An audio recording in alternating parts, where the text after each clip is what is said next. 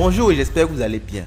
Alors vous avez sûrement suivi le récent hack de la BNB Smart Chain, on en a parlé dans une vidéo. Je vais vous laisser le lien épinglé plus haut.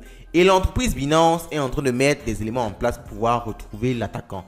Vous gagnez justement 10% de la somme dérobée qui est autour des 100 millions parce que vous le savez, 500 millions ont été dérobés.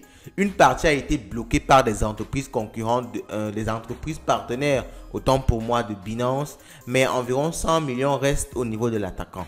Donc, vous aurez 10% de ces 100 millions-là, c'est-à-dire autour de 10 millions de dollars si vous réussissez à retrouver l'attaquant. Donc, c'est une vidéo qui peut vous faire gagner de l'argent, même comme on parle là, bien sûr, d'un hack. On va voir tous les éléments en détail après le générique. Let's go. Po!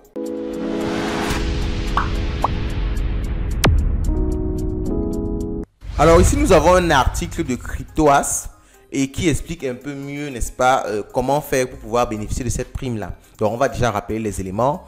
Suite au hack de 2 millions de BNB, alors c'est le montant au total hacké. Vous pouvez vérifier le cours du BNB pour voir que c'est aux environs de 500 millions de dollars.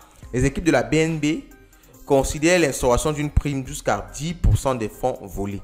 Donc, il y a aussi l'arrêt de la blockchain qui soulève des questions de décentralisation. On en a parlé déjà dans la vidéo précédente parce que on ne comprend pas comment c'est si facile d'arrêter toute une blockchain aussi grande et aussi costaude que la BSC.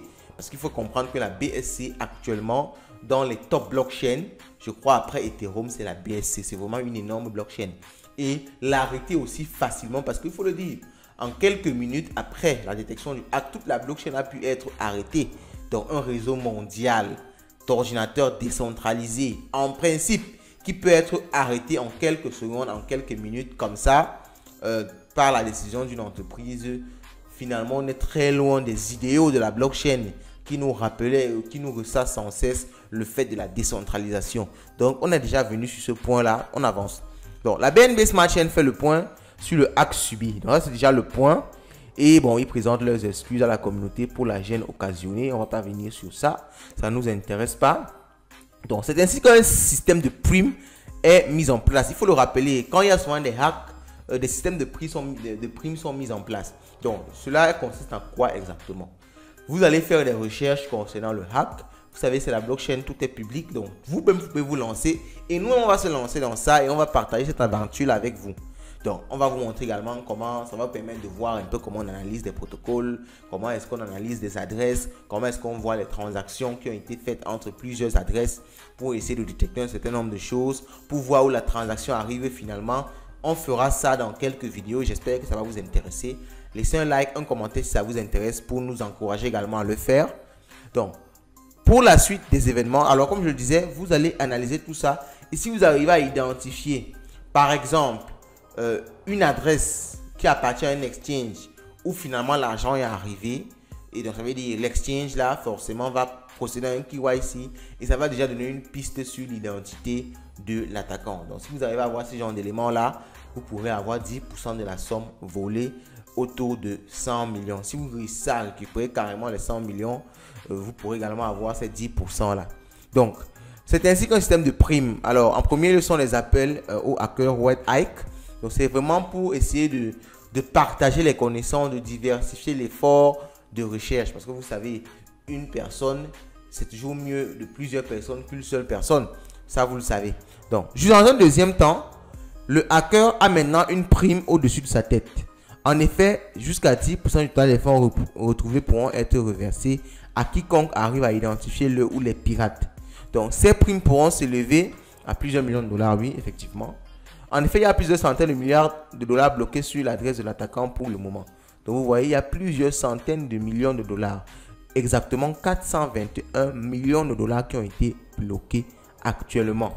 De leur côté, les équipes de Slowmist, alors Slowmist sont des spécialistes dans la sécurité blockchain, ont pu faire un inventaire des fonds qui ont pu être extraits de la BNB Smart Chain.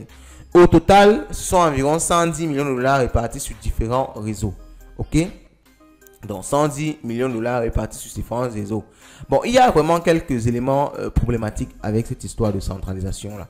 Parce que vous voyez, on a la possibilité de bloquer votre argent. Vous pouvez recevoir de l'argent que vous avez acquis. honnêtement, parce que vous pouvez acheter des fonds volés, ça arrive parce que vous ne savez pas la provenance d'une crypto. Vous pouvez acheter des fonds volés et on vous décide de bloquer votre adresse juste parce que vous avez acheté des fonds volés. Et vous vous retrouvez à perdre votre argent ou vous vous retrouvez dans des problèmes parce que le réseau n'est pas vraiment centralisé. Donc, alors, il y a des fonds qui ont déjà été blacklistés sur plusieurs blockchains. Alors, les détails sont là et on va analyser différents détails là lorsqu'on va effectivement faire le projet que je vous ai dit, qui est de chercher à retrouver l'attaquant et arrêter une chaîne, une possibilité discutable. Alors, ça, c'est le deuxième élément que je voulais vous présenter dans cette vidéo, parce que le premier élément, comme je vous ai déjà dit, voir ce qui était de la prime que vous pouvez vous-même vous lancer déjà dans l'analyse de la blockchain, l'analyse des solutions pour essayer de détecter où se trouve l'attaquant, ou du moins son identité, ou alors une identité associée à lui. Le deuxième élément qui pose problème, c'est la possibilité d'arrêter une blockchain. Donc, en introduction, BNB Smart Chain a tenu des propos contradictoires.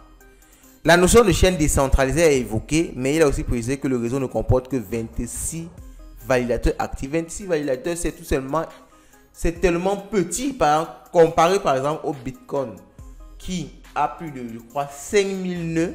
Alors, les nœuds dans le Bitcoin, c'est eux qui sont responsables du mining. Alors, vous voyez que par rapport à ça, c'est tellement centralisé à ce niveau. 26 validateurs, c'est trop petit. La chaîne décentralisée ne sont pas conçues pour être arrêtées en principe. Mais en contactant un par un les validateurs de la communauté, nous avons pu empêcher la propagation de l'incident. Ce n'était pas si simple car la BNB Smart Chain compte actuellement 26 validateurs actifs et 44 au total dans différents fuseaux horaires. Cette décentralisation est donc relative si on a la possibilité d'influencer un réseau qui est aussi grand que ça. Ça veut dire que le réseau n'est tout simplement pas impartial. Et avec tous les éléments qui se passent autour de la blockchain, Tornado Cash, les différents hacks et les blockchains qui se font arrêter, la blockchain Solana qui s'est fait arrêter, on comprend que la décentralisation, c'est encore un sérieux problème. Et jusqu'à l'heure actuelle, ce n'est que le Bitcoin qui a réussi cette décentralisation-là à 100%. Si vous avez d'autres blockchains ou projets blockchain qui veulent faire cette décentralisation là, laissez également ça en commentaire. Ça va nous permettre, n'est-ce pas, de nous documenter également dessus. Alors, c'était une petite information que je voulais partager avec vous très rapidement.